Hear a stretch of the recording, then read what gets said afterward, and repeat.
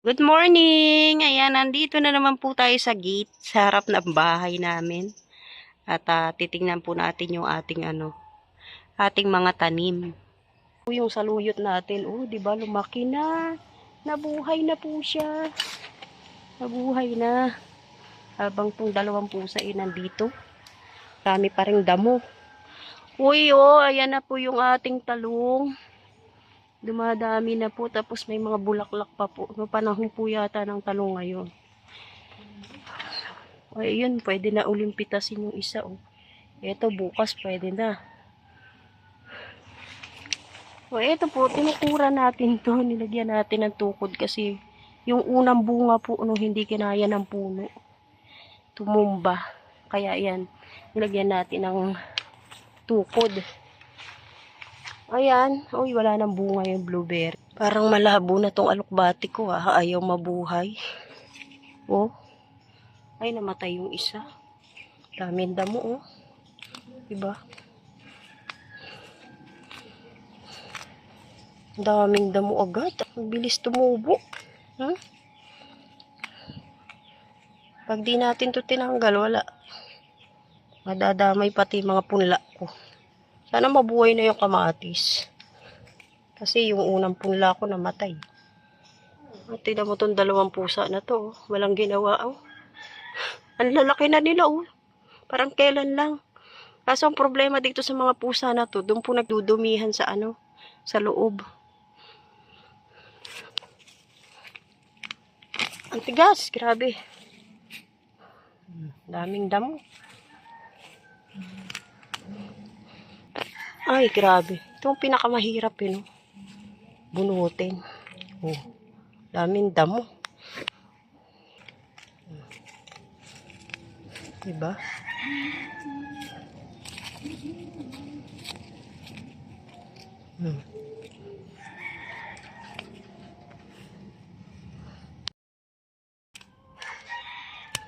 Hirap bunutin. Umulan naman, dapat malambot ang lupa. Pero makapit talaga yung damo. Grabe. Dapat mabunot hanggang ugat para matagal siyang tumubo.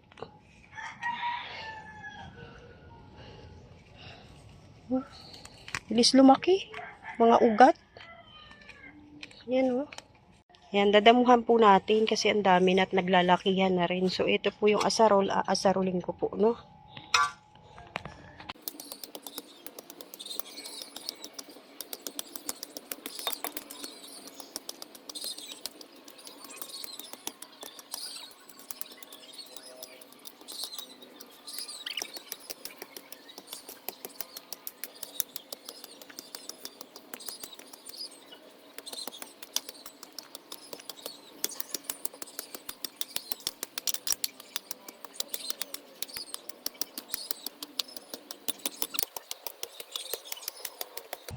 Ayan po, naasarol na natin.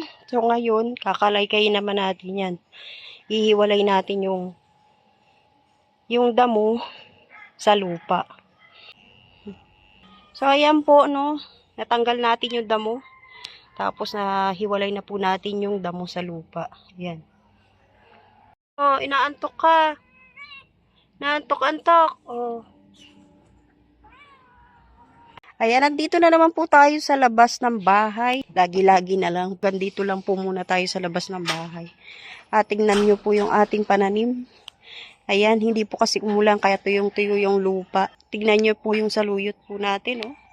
Lumalaki na po. Ayan na. O, diba? Malaki na. Oh. Yung talong natin, oh, ang dami na pong bulaklak. Ibig sabihin, marami na pong mga bunga po yan, ano. Kala ko hindi siya mamumunga dahil nga yung mga insekto, tingnan nyo, butas-butas po yung mga dahon nila. Pero ayan, namunga po sila, no? At nakapag-harvest na po tayo nung nakaraan. Ayan, oh, lumalaki na po. Uy, malaki na to, pwede nang anihin, oh. Tapos may mga bulaklak pa siya. Ito po yung kamatis natin, baka maapakan natin, oh. Hala, yung alokbati po ay hindi nabuhay, no? Parang namatay.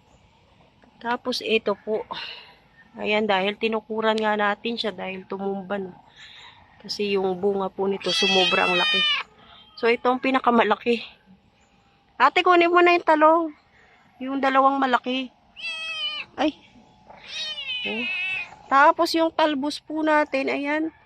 Sobra na po ang lago. Ayan, gumapang na hanggang dito. Yun nga lang, butas-butas, no? Butas-butas. Ay, ala, ano nangyari dito? Ayan pala yung kumakapit. Oh, ang dami po nila, oh. Yan pala yun. Makain ng dahon. Yan, nauubos na po yung dahon. At ito po pala ang dahilan, ang salarin. Kung bakit nauubos ang mga dahon. Ano kaya pwede natin ilagay dyan para matanggal? Oh, kawawa naman yung talong natin, namumunga pa naman. Inubos nila, oh. So, magtitimpla tayo ng ng baking soda, tapos yung sabon na panghugas. Tapos i-spray po natin dito, no. Itatry po natin para yung mga insekto matanggal. So ngayon, dahil nga meron tayong i-harvest, ayan, tatanggalin na po natin tong talong dahil malaki na, no. Ayan, oh. Oh, ang laki, oh. Ang laki ng talong. So ito, bukas na po natin ito puputulin at tatanggalin para mas lumaki pa siya, no? Ngayon po, gagawa muna tayo ng insecticide, tapos i-spray po natin dito sa ating mga pananim. Kasi kawawa naman, no? Sila pala ang nagiging dahilan, no? Yan, no? Ng pagkabutas ng mga dahon ng mga pananim natin. Ang dami nila, oh. Talong! So, ito na po yung pangatlong bunga ng talong. No? Yung una pong dalawa, niluto na natin. Tapos, ito na malalagay muna natin sa rep. Ito na po, nakagawa na po tayo ng insecticide. Yan po, pinaghalo-halo lang po natin, ano? Baking soda, oil, tapos dishwashing liquid. Syempre, may tubig. Ito po, oh, pinaghalo-halo na po natin. So, ito na po yung kinalabasan. Dahil nakagawa na po tayo, kakailanganin po natin to para mag-spray, no? Ito lang po muna. Ayan po, mag-i-spray na po tayo. Oh, diba? Ito lang po yung parang trial lang po natin, yung subok lang kung iepekto.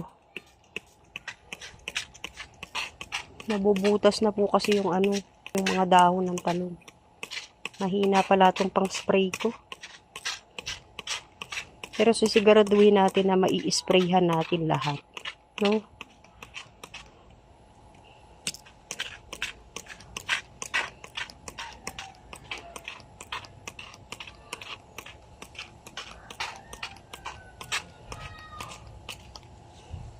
Yung paggawa po ng insecticide, ito po dati yung may nag-comment po kasi sa upload ko dati nung nagtatanim pa ako.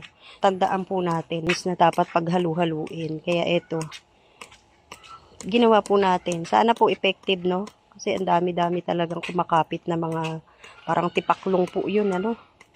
Parang tipaklong po, nakita nyo naman po, di ba? Ayan, oh. Ganito po siya, oh. Ayan, oh. Nakikita nyo? Ayan, oh. So, lalagyan natin siya para maglayasan.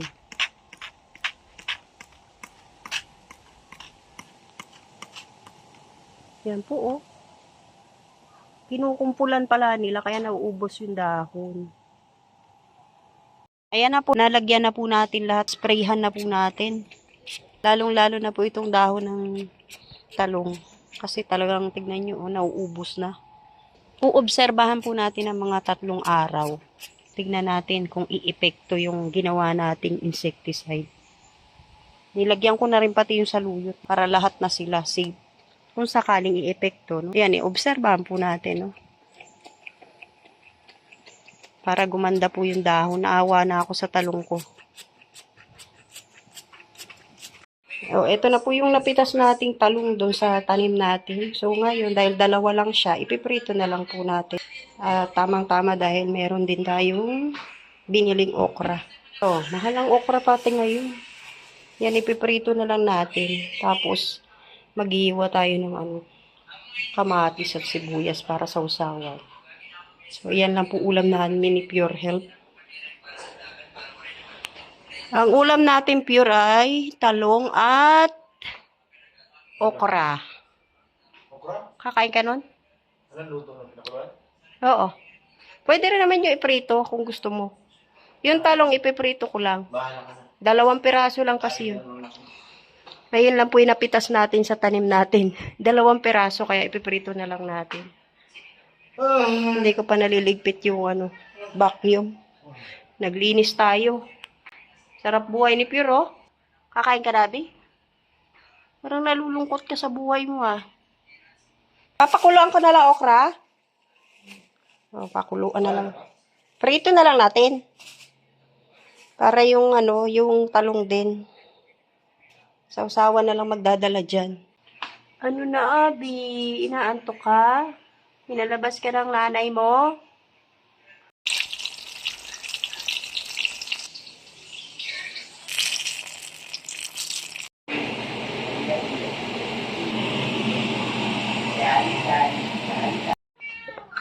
O, yan, nakakain na po kami. Ito po yung pinitas nating talong. Ito yung binili kong okra. Ito yung galing sa Calagwas. Yan, nakainan na po tayo. Sausawan namin ay toyo kalamansi na may kamatis. Ayaw ng mga anak ko ng sibuyas eh. Kaya di ko na nilagyan. Nagmamadali na ako. Nagmamadali ka na. Sige na, kain na. Yan, kainan na po. Tunog-tunog pa yung mo nito ah. Malutong. Ayun, tunog na tunog ah. Kainan na. Maalauna na ng hapon. Good morning! Friday po ngayon. Ayan, nandito na naman tayo sa ating mga pananim. At titignan natin kung ano po yung naging epekto ng ginawa nating insecticide. Anti-insecticide. Yun lang, pumangit po yung dahon. Nasobrahan po yata nasobrahan po yata. Ayun, nanilaw po yung dahon natin. Parang nasunog. Yun po yung naging epekto, no? Tapos, ayan, yung bunga tuloy-tuloy naman. Yun nga lang, nasunog siya, no? Tingnan nyo, ayan, no? Yung saluyot, ganun din. Nasunog. Hindi ako marunong gumawa ng ng insecticide, mali. So, bibili na lang po tayo. Bibili na lang po tayo para para talagang matanggal yung mga insekto, no? Nanilaw po yung dahon. Ayan. Ganun pa rin po. Ayan na, ang dami pa rin nila, oh. Oh, lalo lang po silang kumapit. Hindi po effective yung ating ginawang insecticide. Ayan, oh. Sobrang dami. Umangit lalo yung tanim natin. Tapos ito, pipitasin na po natin tong talong. Ayan na. Natumba. Medyo natumba rin po siya, no. Ito na po yung talong. Natutumba po yung talong kapag lumalaki yung bunga. So, ito na. Ito na po yung pangalawang pag-harvest natin, no. So, nakakarami na po tayo ng talong na nakukuha rito sa ating tanim. Yun nga lang. Talagang tinatalo siya ng insekto. Yan, ang dami, oh. Grabe. Kumakapit po talaga siya. At inuubos ang dahon. Kinakain niya talaga yung dahon ng talong. Tapos yung kamatis natin, ayan. Wala na pong pag-asa yung ating alokbate. So, ayan po yung naging epekto ng ginawa nating insecticide. Hindi po umepekto. At nanilaw po lalo yung ating yung dahon ng mga talong. Kailangan na talaga natin bumili ng tunay na insecticide, Bukas na natin to pipitasin para medyo malaki-laki. So, ito, ilalagay na naman natin to sa rep. No? Ayan. Yan lang po, no? Chinek lang po natin yung yung kung anong naging epekto ng ginawa natin. At ayan nga, nanilaw, hindi umepekto. So, maraming salamat po, no? Sa lahat po ng manonood. Pero at least kahit kinakain na yung dahon ng talong, ng mga insekto, tuloy pa rin po yung bunga niya, no? Maraming salamat po sa lahat ng manonood. God bless po. God bless po, mabuhay.